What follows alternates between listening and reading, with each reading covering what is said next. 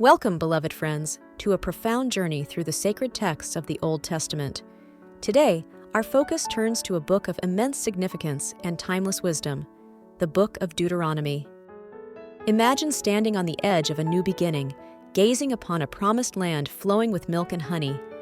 This is the very threshold where the Israelites stood, poised to enter their inheritance. At its heart, Deuteronomy is about remembering. It is a call to recall God's faithfulness, His laws, and His covenant promises.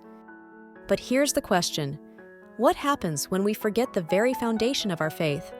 What are the consequences when we lose sight of the divine principles that guide our lives? Stay tuned as we uncover the answers, drawing powerful lessons for our own walk with God today. Before we dive deeper, we have a small request. If you find value in these summaries and wish to support our mission, please subscribe to our channel. Your subscription helps us reach more seekers and share the life-changing power of God's Word. A simple like on this video also makes a big difference. And we'd love to hear from you in the comments. Your insights and reflections help this community grow. Now, let us set the scene for the Book of Deuteronomy. Its very name comes from the Greek, meaning second law. It isn't a brand new law, but a restatement and explanation of the law first given at Mount Sinai. Deuteronomy is the fifth and final book of the Torah, also known as the Pentateuch, and it serves as a bridge between Israel's wilderness wanderings and their entrance into the Promised Land. The book unfolds as a series of farewell speeches from Moses. These are not just speeches, but passionate, heartfelt messages from a leader who had walked with God and guided his people for 40 years. The Israelites are camped on the plains of Moab, right across the Jordan River. A whole generation had risen up during the wilderness years, and now they needed to hear God's covenant afresh before stepping into their destiny. Moses, now 120 years old, knows his time is short. He will not enter the Promised Land with them.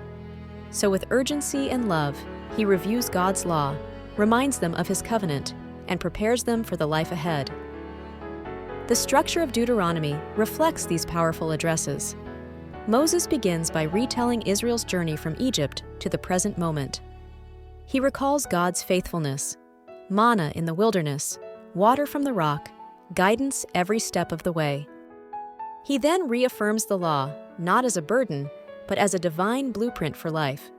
Obedience, Moses declares, leads to blessing, abundance, and peace. Disobedience, however, brings curses, hardship, and even destruction. This contrast between blessing and curse is central. Moses paints a vivid picture of the consequences of choice, and at the heart of his message is a plea: choose life, that you and your children may live. The climax of Deuteronomy comes in Moses' final farewell.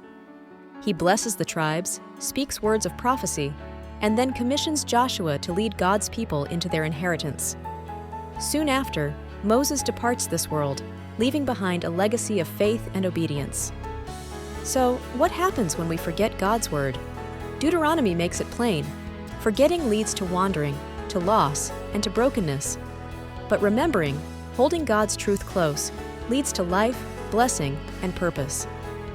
Deuteronomy calls us to remember God's faithfulness, to obey His commands, and to live fully in His covenant love. It is a timeless reminder for every generation.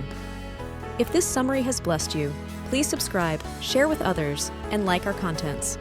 Explore our playlist for more Bible book summaries, and may God richly bless you as you continue to walk in His truth.